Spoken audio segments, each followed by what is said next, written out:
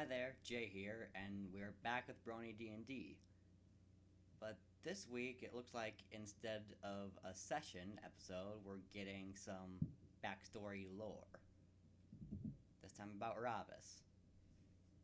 A scorpion's sting, the tale of Ravvas Arkanen. Content warning, some mature imagery and themes. Emotional support Yoshi at the ready. Oh boy. Let's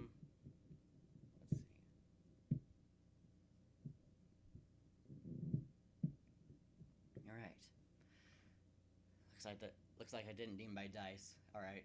Beginning in 3, 2, 1. Click.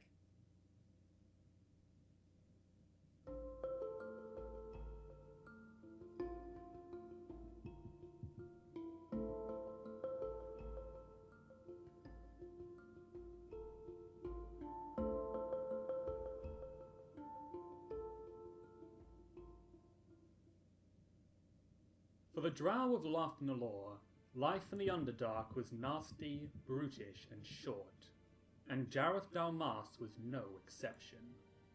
Like many drow before him, he was conscripted into the military, given just enough training and equipment to survive, and cast from the city into the Underdark, yet another body thrown onto the meat grinder of that living nightmare world, doomed to a quick, violent death if he was lucky, or millennia as some cruel horror's puppet if he fell prey to the dreaded Illithid. What he saw out there nearly broke him. Madness, death, and unimaginable monstrosities shredded through the drow around him with almost comical ease. He was made starkly aware of his place in the world. That he was but a stopgap, just another drow sacrificed to the Underdarks that Lathnalor could endure.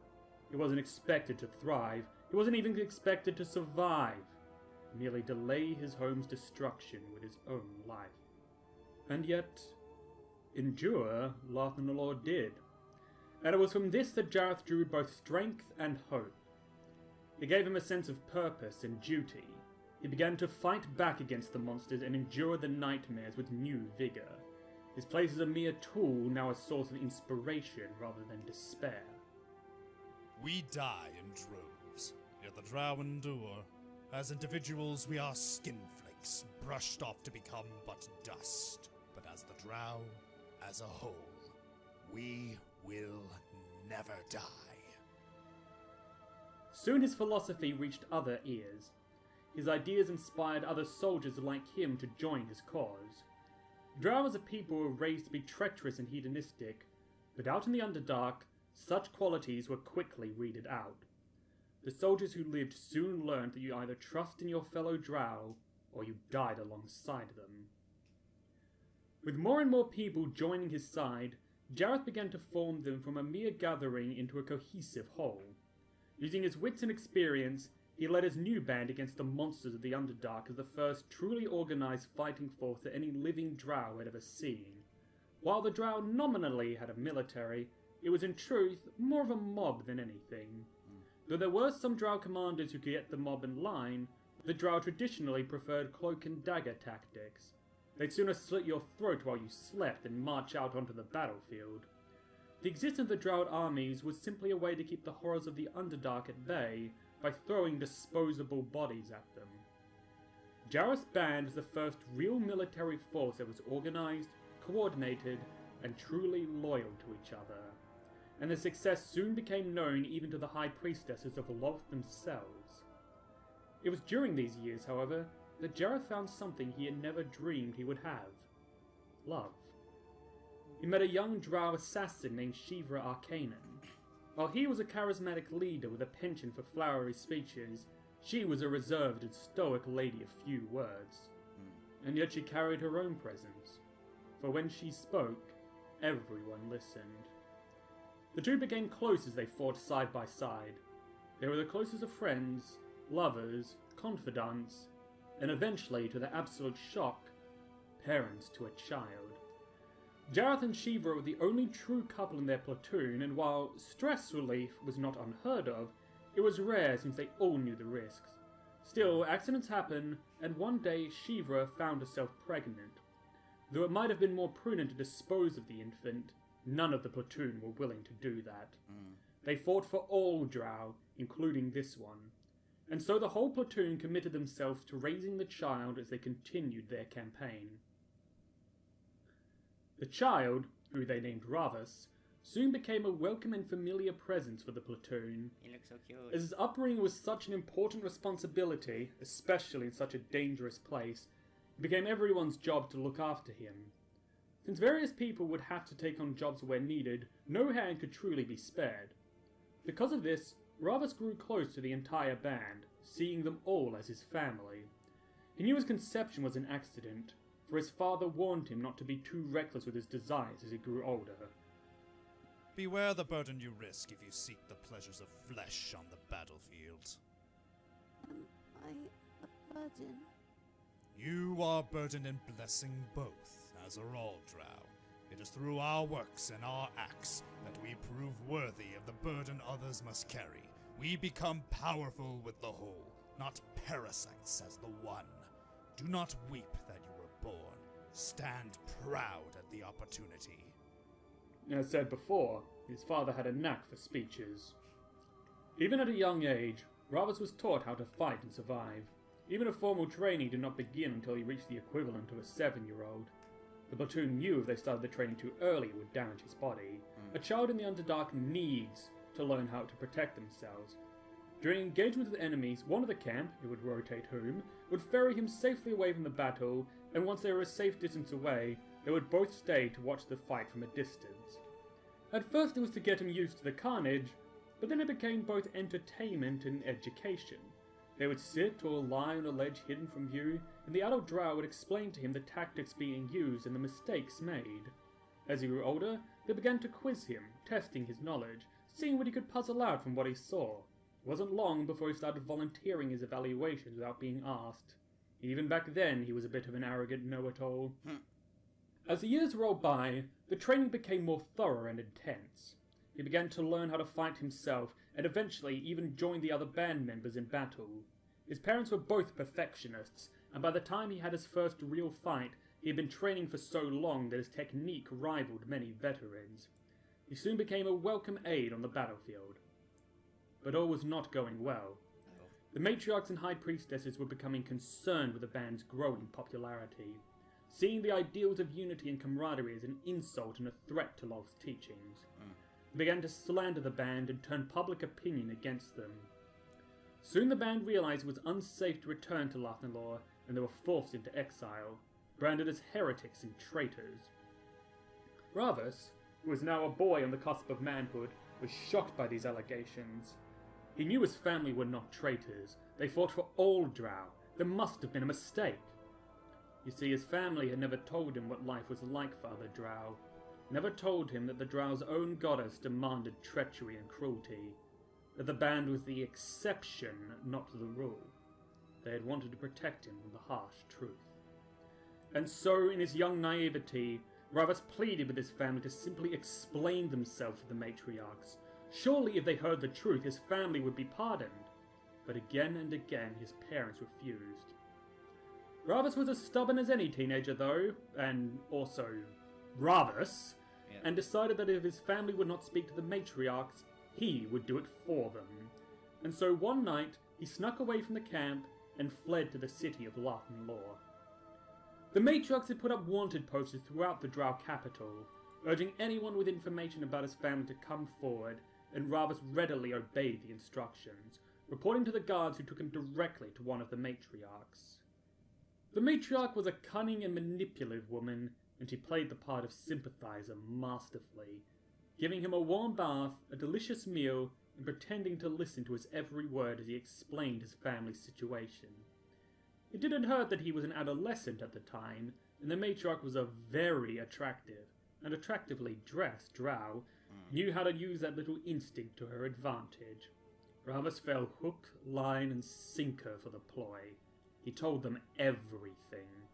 Where his family was, who they were, what they stood for, his favourite colour, all of it. He thought he cleared up a misunderstanding. Imagine his shock when he was thrown in a dungeon, used as bait to lure his family in. Too late did Ravvas realise the matriarch's true intentions, and that he had been played. He silently begged, pleaded his parents to leave him behind, even as the matriarch threatened to torture and kill him if they did not show themselves. This was his fault, his mistake. He couldn't bear the thought of them sacrificing themselves for him. But that is exactly what they did. They gave themselves up to try and save their son, and Ravvas was forced to watch as his mother, his father, the drow and his warband who had been friends and teachers and uncles to him were tortured and skinned and murdered in front of him by the sadistic priestesses. All the while the same thoughts echoed in his head. My fault. My fault. I let them die. I did this. This is all my fault. For the next several decades, Ravvas became a slave, consort, and plaything of the matriarchs and priestesses. If they had just There to be used for whatever hedonistic whims his mistresses had for him. It was during this time he also learned the truth about drow society, how they treated each other, how every one of his parents' teachings and ideals were spat on and ground into the mud. That worst of all, it was Loth, their own goddess, who should be mother and protector to them all, who demanded this suffering, and her vile priestesses and the matriarchs under them who enforced it, so long as they could be the queen of the rotting castle. Hatred grew in Ravvas, a festering, boiling loathing for Loth and her worshippers, and it was this hatred that kept him sane, kept his mind sharp, focused, and unbroken throughout all the decades as a slave. Though he would still bow his head and play the submissive, he secretly plotted their deaths, looking for something, some way to escape and gain his revenge.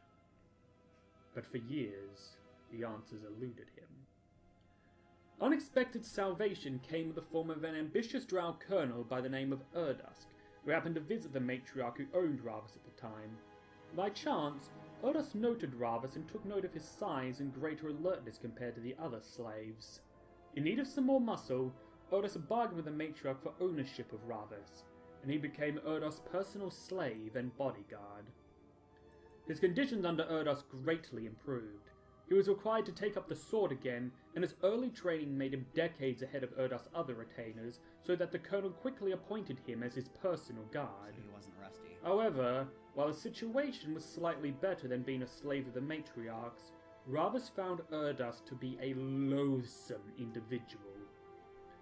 Urdusk was not a true soldier. He was a penny pusher, a diplomat and a bureaucrat. He had no true skill in the military, and instead risen to his position by playing politics, causing the deaths of those above him, gaining favour of the matriarchs, sucking up to the right people, and having just enough military training to fake like he knew what he was doing.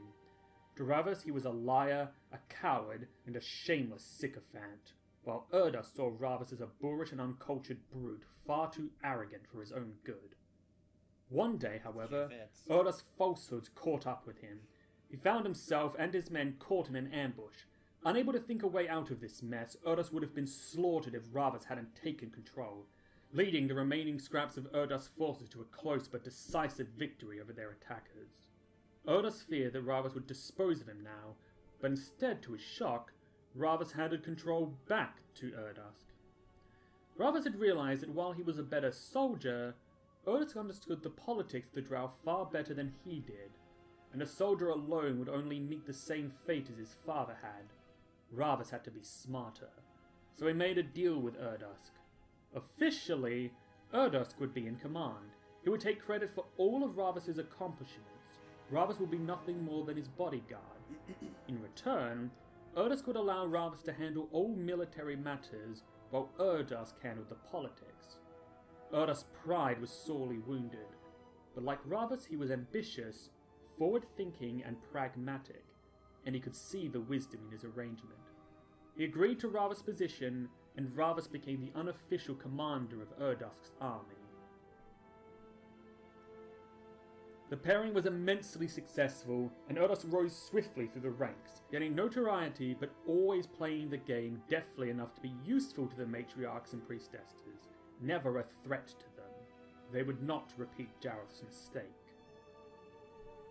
It was during this time that Ravvas was given the freedom to study and learn. The drow had collected and stolen and hoarded knowledge from other races for centuries, and Ravvas devoured it ravenously. #ravenous. Trying to learn of any weaknesses in the priestesses, any way of overthrowing them. And it was from his research that he learned of the last drow to try and overthrow the high priestesses of Loth, Kelrus the Undying. Kelrus was a cleric of the death god Nero and a charismatic leader. He gathered together a cult of loyal followers among the other drow. Not a difficult thing, admittedly. Most drow cry out for a different ruler, even if they lack the courage to say so out loud. Kelrus promised them all that Nero would give them all far more than Loth ever could, and as word spread, he started a coup within the heart of the drow, and he was successful. He even had the Grand High Priestess of Loth herself at his feet. Then Loth decided to intervene. And in an act of great irony, she imprisoned Kelrus' soul within his body, and thus made him immortal. When his skin was peeled off and paraded around the city, he remained conscious and aware. When rats and centipedes and other vermin ate him alive and laid their eggs in his rotting flesh so that young could do the same, he remained conscious and aware. When his flesh rotted to nothing but bones, and his bones crumbled to dust that soils the ground to this very day, still he remains, conscious and aware, whilst giving him the power to speak with his mind so that his endless screams can be heard by all who approach him. The grisly tale made one thing perfectly clear to Ravvas. If the priestesses were ever to be overthrown, Loth needed to die.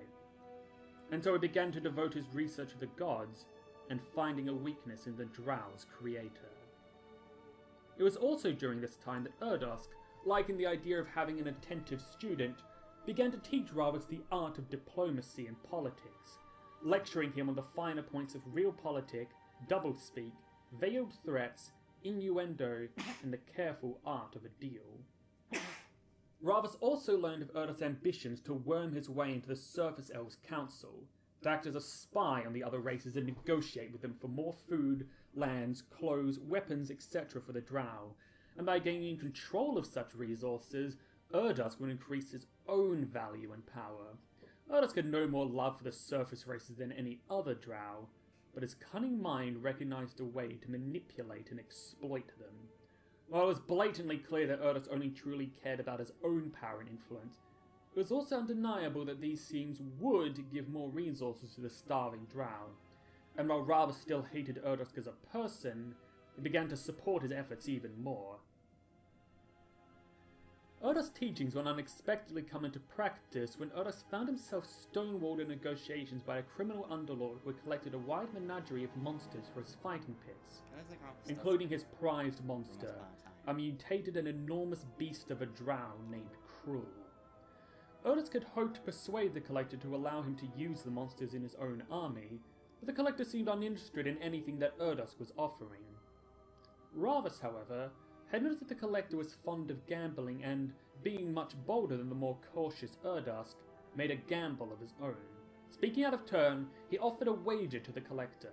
If he could defeat the collector's prized monster, the collector would agree to all of Erdost's terms.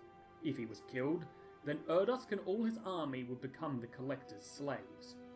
Erdost was furious with his bodyguard, but the collector had already taken the bait and Erdost knew he had no choice but to accept, agreeing to let Ravvas face Cruel in the pits. Despite Cruel's monstrous size and... Oh, hang on. My computer doesn't want to connect to the internet again.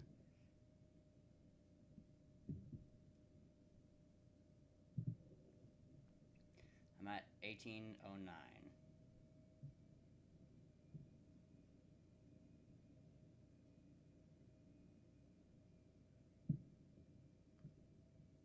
Let's see. Device manager, network adapters.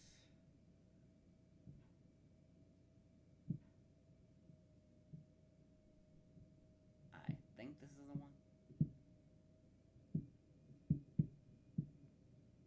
It was doing so well.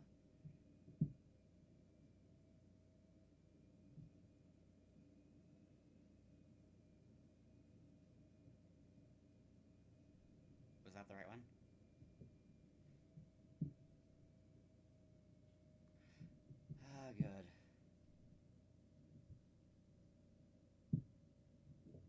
Ravvas face Cruel in the pits. Despite Cruel's monstrous size and strength, he was no match for Ravvas' superior training and technique. To the mutant's surprise, however, Ravvas elected not to kill him, instead offering him a place as his apprentice. The monstrous drow agreed out of curiosity, not expecting things to be any better with this new master than they were with the Collector. But to Cruel's surprise, Ravvas treated him not as a slave, but as an equal. He ate with Cruel, spoke with Cruel, taught Cruel how to fight properly, and treated him with kindness and respect. When Cruel asked why Ravvas treated him as an equal and every other drow called him a freak, a mutant, not a real drow, Ravvas said, "Your heart is drow, and that's what matters to me." Cruel looked at Ravvas as a hero from that day on, in turn becoming a valuable asset and warrior. The next two members of Ravvas' party, Sorn and Valil, were encountered when they attempted to pick Ravvas' pockets. Valil had spent his entire life struggling to survive in the filthy streets, and Sorn, once the son of a matriarch, had found himself cast out in the streets when he was just a child, starving and struggling to survive. The two of them had formed an inseparable bond with each other, and it was this friendship that kept them alive and sane in the nightmare world that was Larkenlaw's slums. When he caught the two thieves, Ravvas elected not to execute them. Instead, he again saw potential in the starving street rats, and offered them a place to use their skills to serve him in exchange for a warm bed and a hot meal. He saved their lives, and for that they were eternally grateful. The team of Ravvas and Cruel became a team of four. Valil offered a sense of light humour that the duo had been missing. While his irreverence bordered on being annoying at times, it was also comforting in a way they all grew quickly fond of. A light in the literal darkness of their underground homes. Cruel, meanwhile, thought that Sorn was the coolest person he had ever met. He was enamored by the sense of poise and mystery around the assassin. As Valil said, "Sorry, boss, I know you've been working hard on the whole mysterious loner act, and don't get me wrong, you got it down well. But Sorn here just does it a little better. The difference? Presentation!" Sorn, for his part, took Cruel's childish infatuation good-naturedly, becoming almost a big brother of sorts to Cruel. The two of them challenging each other to a game of who can kill more enemies in a single fight. Elvana was a member of drow nobility. However, she, like Sorn, was a victim of their cruel games. Her sister Amelia had been cursed by Lothan becoming a Dryder. Elvana had tried to hide her sister from the other matriarchs, but Amelia feared what would happen to Elvana if she were found harboring a Dryder, and so gave herself up to a horrific death to protect her sister. For decades, Elvana quietly seethed. She wanted to make every single matriarch suffer for what they had done to her family, but she was trapped and helpless, unable to find any advantage, until she met Ravvas. He learned of her story, and he offered her a place by his side. For the first time in his life, Elvana had hope. Hope she could get the justice she needed. And the rest of Ravvas' followers, all drow who had been victimized by low society like her, welcomed her into the fold. She became a voice of stability and reason. Like a big sister to the team, Ravvas hadn't just given her hope, he had given her a family again. Zelnus was an odd member of the group. Where Ravvas found the other members of his party, Zelnus sought Ravvas out. Ravvas received a message by Bat, telling him that there was a druid on the outskirts of Larkenlaw who knew of his ambitions and wanted to speak to him. Obviously suspicious, Ravvas expected a trap. But if someone knew about his plans, he would either need to snuff that person out or recruit them. Deciding to play along, Ravvas was led by several fauna to a hidden cave where he found a drow druid in silent meditation. The druid, Zelnus, invited Ravvas to sit and talk. Suspicious but also curious, Ravvas sat across from Zelnus, and the two began to talk. They talked for hours, debating philosophy, politics, history, even strategy. Ravvas found the conversation easy and shockingly pleasant. While he loved his party like family, the way they looked to him like a messiah meant there was always some distance between them. This druid, however, spoke to him as a true equal. It was something Ravvas realized he hadn't had for decades. Ravvas learned much about Zelnus. As a druid, Zelnus believed in embodying nature, not just protecting it. Unlike many other druids, he did not begrudge humanoids for their dominance of the natural world. It is the goal of all life to dominate their environment. Those who claimed the core of nature was balance were ignorant and naive. Nature abhorred balance. Eternal conflict was the core of nature.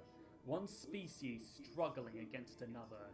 Any pretense of balance was merely nature at a stalemate, waiting for the right push. If survival of the fittest was the essence of nature, why should he begrudge humanoids for being better at it? On the contrary, he advocated for the Drow's advancement. After all, what could be more natural than to elevate your species above all others?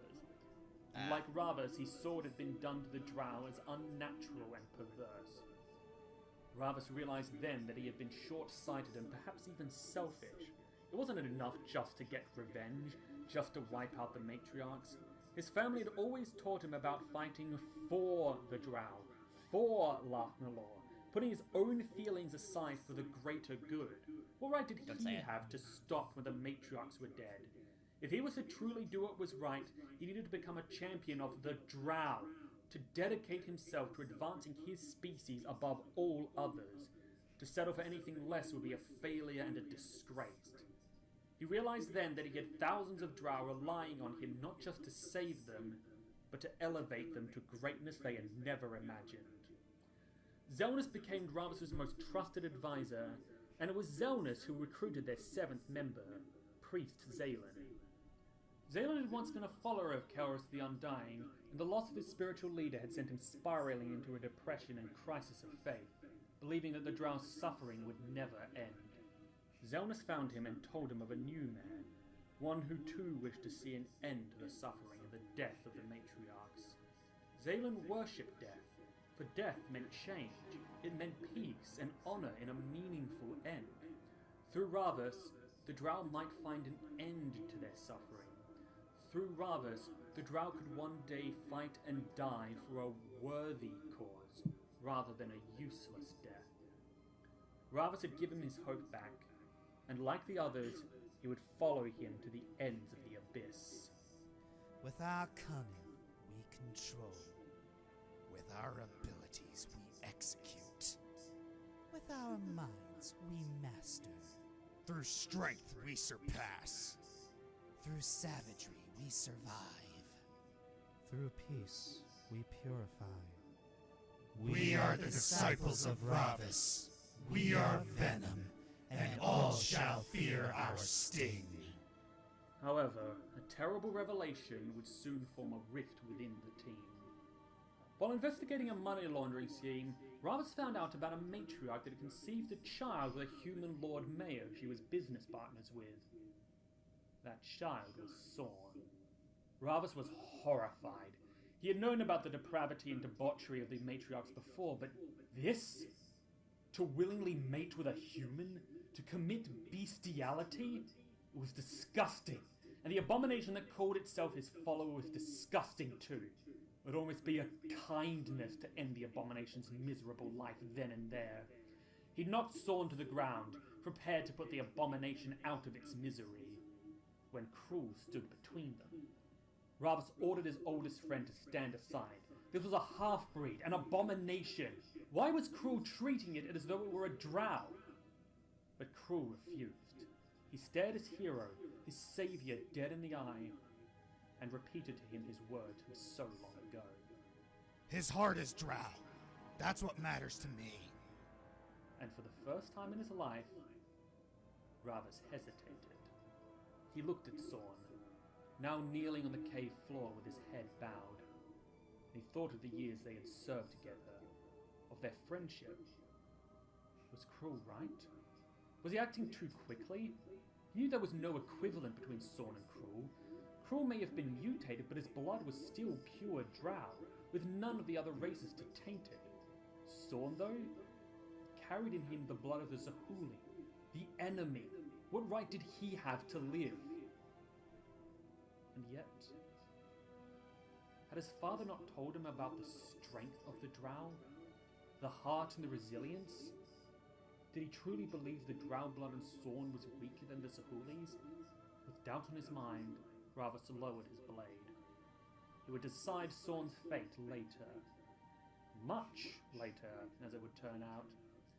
Soon after that, one of the matriarchs they were serving was called into Bator, and as Erdus had been assigned as her military detail, he and Ravvas were to accompany her down to Cania, down to the Palace of Lolth. It took all of Ravvas' willpower to stay in control as he found himself before the tormentor of the Drow for the first time in his life. The sadist was indirectly responsible for the murder of his family. At the same time, as he kept his head low, he paid close attention to everything he saw and heard, trying to pick up any weaknesses, any vulnerability in Lolth, the Spider Queen. Also in attendance that day was a tall, red-skinned man in grandiose robes and horns who called himself Asmodeus, ruler of Bator. Out of everyone in the room, Asmodeus was the only one who seemed to notice the way Ravvas carefully listened to everything that was being said.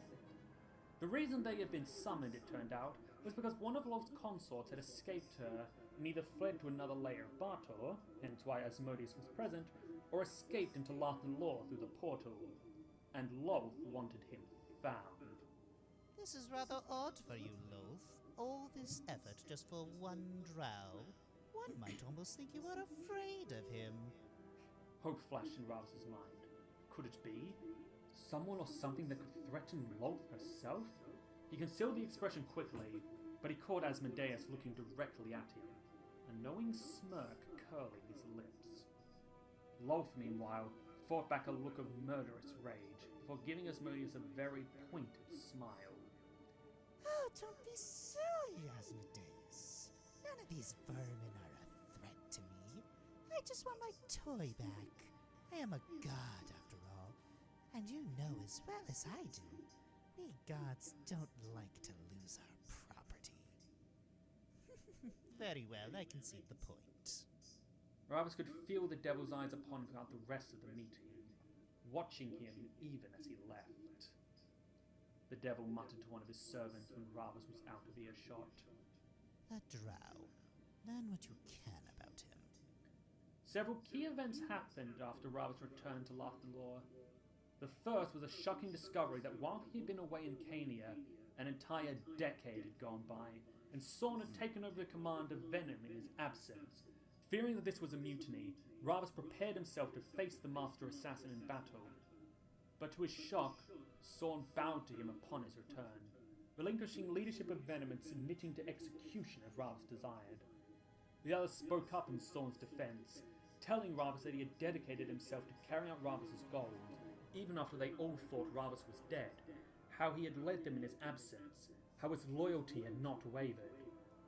And Ravvas too remembered Sorn's loyalty, the years of working and fighting side by side. Staying his blade, he embraced Sorn like a brother. Whatever corruption his human blood had on his soul, Sorn at least had proved his drow heart was stronger. He was a credit to his race. The next event to happen upon his return was that Ravvas would uncover a gold mine. A book containing hidden secrets about the gods and their past, ancient, clearly forbidden knowledge from eons ago, and whispered rumors of a powerful and dangerous ritual that even the gods feared. Ravvas was tempted, sorely tempted. But his rational sense prevailed. The magic was far too complex and required far too many exotic resources and time and preparation to keep it hidden from the priestesses of Lolth. Despite the temptation, it was too great a risk. He needed another way. The escaped consort was eventually caught and returned to Lolth, but that only made things worse for Ravvas. As a generous reward for services rendered, Lolth decided that she would subject every member of the group that had recaptured the consort to the Lolth-Tuntry Games. And that is how Ravvas acquired his first spider. He was lucky, you see. His defeat of Cruel in front of the entire arena qualified for a great deed in the view of others, so he got to experience the joy of having a meadow spider fuse itself into his flesh immediately. Even more determined to find a way to defeat Lolth, Ravvas turned his research towards Lolth's new home of Bator and her original home of the Abyss. Perhaps there was something there that could defeat Lolth. After all, she had needed to flee the Abyss, had she not? It was during this time that he came across the writings of a grey elf named Ima Halegala, who had done extensive research into the Outer Planes and the nature of its denizens. For a mere pale blood, his insight into the planes was brilliant, and Ravvas resolved to find this elf and learn everything he knew. Venom went out to locate Ima and returned with fascinating news. It seemed that Ima was involved with a secret coup in the human kingdom of Directian. Simula, princess of the realm, had been plotting against her twin sister. Though she had done a marvellous job of keeping her plot hidden, the Drow are masters of secrets and infiltration, and Venom experts even among the Drow. They had caught the loose threads and revealed the ambitious princess's web, and in her plot, Ravvas saw his own opportunity. Going to Erdusk, he proposed a plan to the now general. They would offer their help to the usurper princess. In return, she would allow them to use a selection of her lands for farming and other resources that could benefit the Drow. His real goal, however, was to get close to Ima and learn exactly what he knew. And so Erdusk organized a meeting with Simula of Directian, offering his aid in secret in exchange for services rendered. During the meeting, Erdusk did all the negotiating while Ravvas kept in the background and silently observed. Simula's eyes passed over him as though he was just a piece of furniture, ignoring him entirely. More difficult was her right-hand man Arkoth Wormwood, who was suspicious and hostile to them from the very start. He attempted to persuade Simula that the Drow were not to be trusted, that the operation didn't need their kind. But Simula rebuffed him. Technically, I am not to be trusted either. And besides, someone with their skill set could be useful. The deal was sealed, and the parties left the meeting room. With the deal completed, Ravvas earned his second spider. Later that night, he went to meet Ima in his lab. The Grey Elf had a summoning circle in the middle of the room, and he was poring over some notes. "I've been wanting to meet you for quite some time," Ravvas said. He explained his own interest in the Outer Planes, in the realms of Barter and the Abyss. He said he had come to learn what Ima knew, but Ima scoffed at the request. Why would he, one of the greatest minds in Lethither, share his knowledge with a Drow foot soldier? Instead of leaving, however, Ravvas asked a simple question. "Baba, I presume?" What? "That circle. Given what you're reading right now and the shape of it, I presume you're attempting to consort with a Babao demon?" And if I am? "Then you're a complete idiot." Ima snarled. You! "To learn what there is to know about these creatures, I understand. But to willingly bring one into this world, you're a reckless idiot." The wizard's snarl turned into an arrogant smirk. As expected from a small-minded brute, everything is an enemy to be hacked away at with your sword. Imagine for a moment, you little gutter ape, what I could learn with a live specimen in my lab. The experiments I could perform, the dissection. "Your circle is made of elm dust." I beg your pardon? According to your own notes, page 23, paragraph 7, a passage you had copied mentioned that the Babao secretes a powerful acid.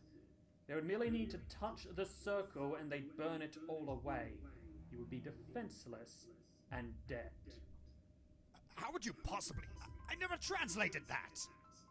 You didn't, because the writings were unknown to you. Fortunately, one of my allies is a former cleric of Nerul. He was able to identify the writings of the Church of Vecna and cross-reference to make a translation. Ima's eyes widened in horror. A death cleric? Indeed. Speaking of, Zaylin... Suddenly, Ima found himself frozen on the spot, unable to move a muscle. His eyes now widened in shock and the beginning of fear. A cloaked drow stepped out of the shadows behind him. Yes, sir? Gather up what books you can. We'll see what more we can learn about the planes from his notes. Ima growled.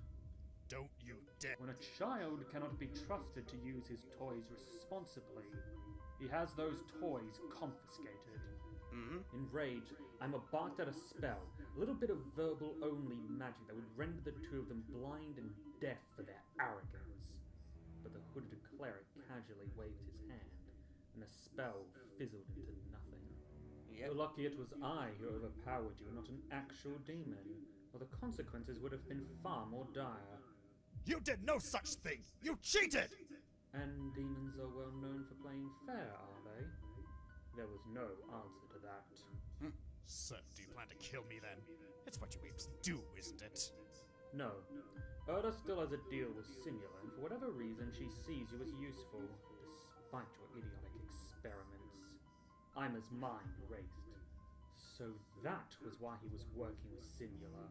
Orders from a bigger fish. The situation wasn't altogether too dire. Ima had made sure to create multiple copies of his notes in case of a theft or fire. But it was also clear that if this brute learned what he and Simula were truly planning, it would be a disaster. A small-minded ape could ruin everything in his overzealousness. So for now, Ima kept silent and fumed as the drow's unworthy little hands thumbed through his research. The next day, Simula came to the drow with her first two assignments, and to say they were odd to Ravvas was an understatement. First, she had asked for one of the drow's fertility potions, something the drow used if they needed to accelerate the growth of an unborn child. The drow had developed it to combat their dwindling population, but it carried the risk of serious defects to the child. Simula seemed unconcerned about that fact, however. Second, she asked them to find 7 individuals and capture them for her arena. By itself, it was a simple enough task. Rather, it was who these individuals were that raised his eyebrows. A traveling gnome? A druid girl barely into adulthood? A citizen of Gatlas? A Saurian vigilante? A dwarf nomad? What possible threat did these people pose? What possible interest would she have in them? They commanded no armies, held no political power, and weren't particularly powerful themselves. With the exception of a rebel leader and the vigilante, who were still barely above amateurs as far as Ravvas was concerned, these are the most ordinary and random of civilians. What possible reason did Simula have to want those 7 captured? There wasn't even any connection between them. It was as though she had pulled the names from a hat.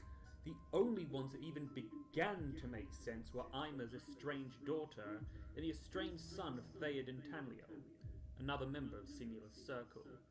It was possible they knew something dangerous, but aside from them, the other names were completely random. Still, if Simula botched her own takeover, that was on her. Ravvas had bigger plans in mind, so he decided to play along. He sent Venom out to do reconnaissance on the 7, and it was a great surprise when Sorn returned to him in a rage, demanding that Ravvas not only let him capture the Gatlas rebel Jala and Tanlio, but that Sorn be allowed to personally torture the man to death. Ravvas had never seen Sorn so enraged. It took him nearly an hour to calm Sorn down enough for the assassin to explain himself. Sorn told the story about his mother's dealings with the Lord Mayor of Gatlas, about how his death had caused her to lose all her advantages and cast him into the hell that was Lathnalor's slums. And he had just learned that the man responsible for it all was Jalaram Tanlio and his Dishonor Brigade. Hearing this, Ravvas petitioned Erdas to ask Simula if she would be content with one of the targets being killed instead of merely captured. Her reply left no room to argue. Did I stutter? Captured, not killed. Don't get cute. Sorn was furious, but Ravvas managed to convince him to play along for now. Once Simula had what she needed from Jalaran, then Sorn could kill him. And so, once the reconnaissance was complete, Venom set their traps and the motley group was captured. For the Gatlas rebel Jalaran, Sorn set a trap by threatening his mother in a ransom note and knocking him out with a poisoned strike when he fell for the bait. For the druid girl Rose, Zelnus only needed a crying deer and a basic pit trap. Even he was shocked that it actually worked. The girl from Gatlas Amber, a disguised Ravvas, simply posed as a merchant, shook her hand upon a completed deal, and administered a poison from a hidden needle. For the dwarf hermit Owen, Zaylen waited until he was asleep, then trapped him within his own dreams. For Ima's daughter, Elvana played on her curiosity, sending her a book with runes that would hypnotize the reader. For the gnome Ivan, a disguised Valil offered him a drink laced with poison. The other patrons of the bar assumed the tiny man simply couldn't hold his ale.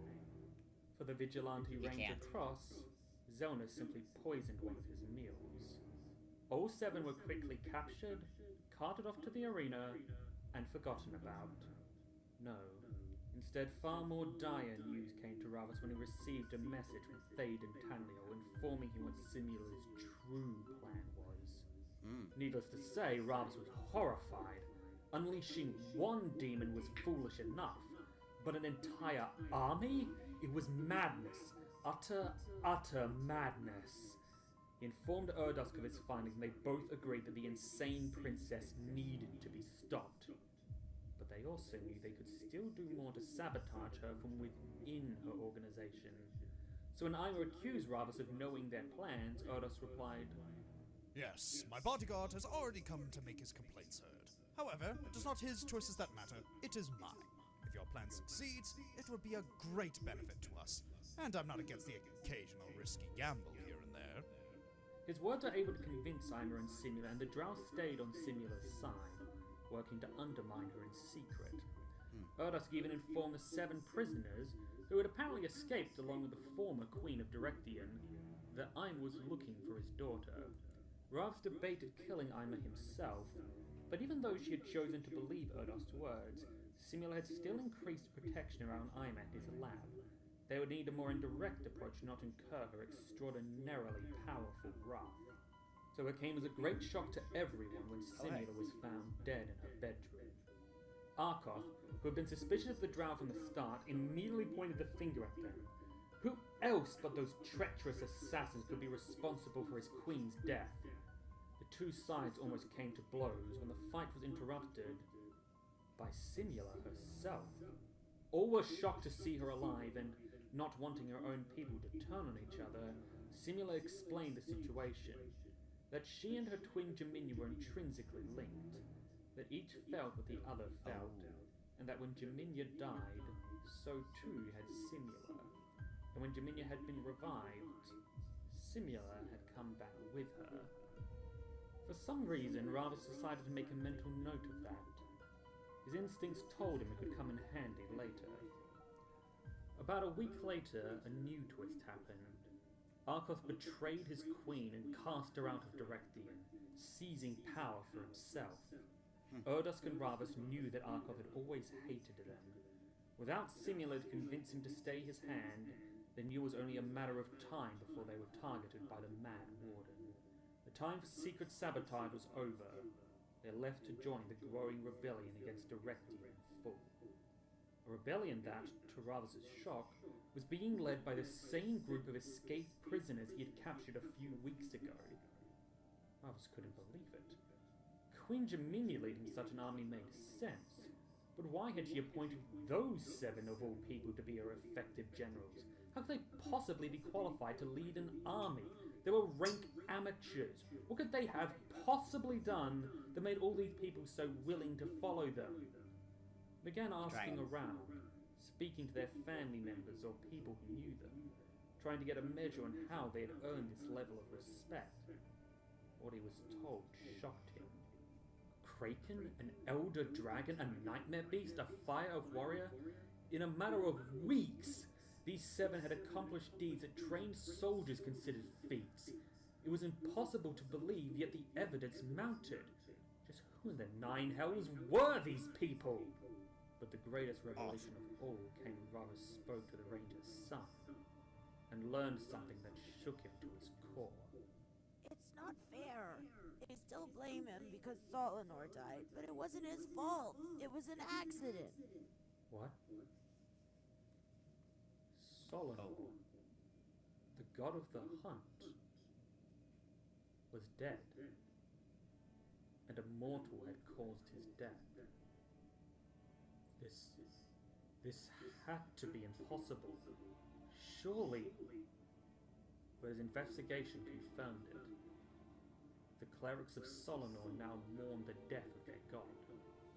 The gods could be killed. Ravvas investigated further, asking the boy and others exactly what had occurred. And thus he learned about the pact. A about what happened when a god attacked a mortal outside its domain. Hope flared in his heart. He had a way to kill love, and how to exploit it. The next piece of the puzzle came when Jaminia revealed her nature as a tiefling. From his research into Bartor, Ravvas knew that when tieflings died, they become the sole property of Asmodeus. His mind turned back to the death and revival of Simula and her sister, this time with Lolth's words from so long ago echoing his thoughts. We gods don't like to lose our property.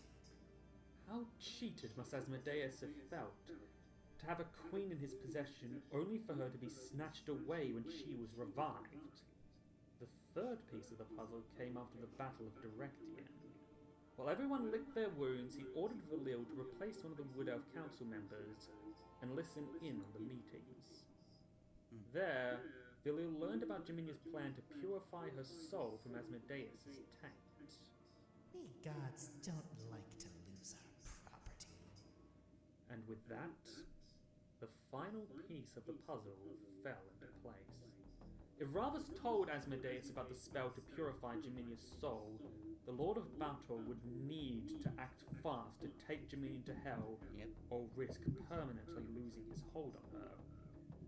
With her captured, it would prompt her companions to try and mount a rescue, and when the plane shift spell in his possession, and making sure to secretly burn all other copies, he could lead them down to where Jaminia was and through Lolth's lair. He could then convince Lolth that he was leading them into a trap so she could dispose of the God Slayers. All he would then have to do is play on the Spider Queen's fragile ego to get her to attack the wrong person. And with the heroes of Directian wandering in hell, that would allow Venom to stage key assassinations and create war among the surface dwellers, weakening them for the Drow to take over. The board was set, the players were at the table. Time for the first domino to fall. Hello, Asmodeus. I have some information for you. Wow. So,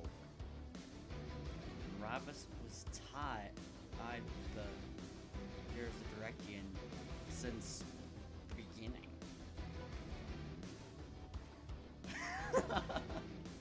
Rar out of the nutty firelight.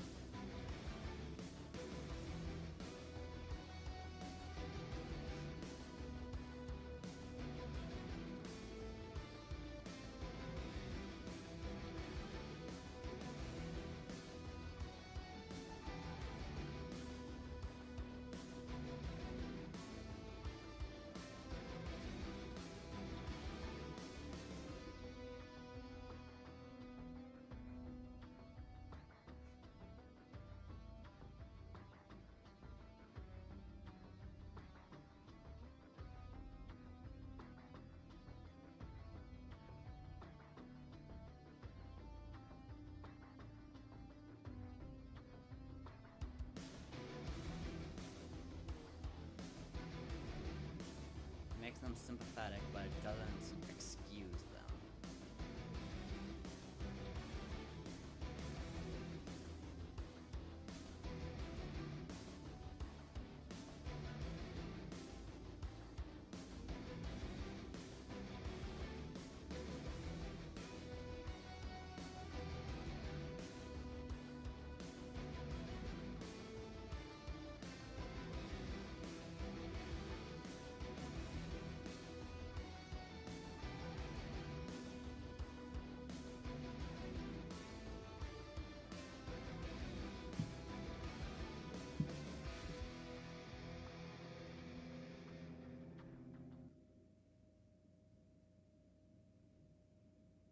Yeah. Wow.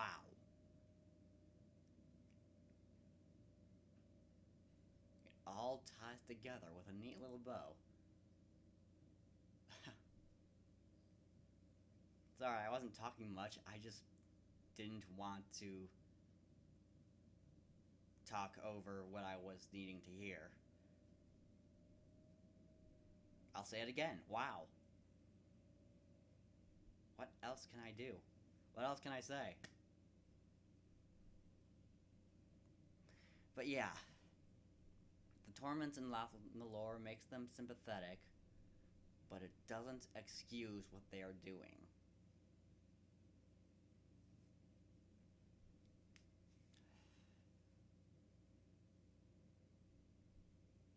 Man. If Ravvas' parents had just told him about the truths of not Lathan lore, things could have been different. But the party wouldn't have been together anyway. But I could speculate all day. But anyway, I will see you guys next week. I am JYoshi64. See ya.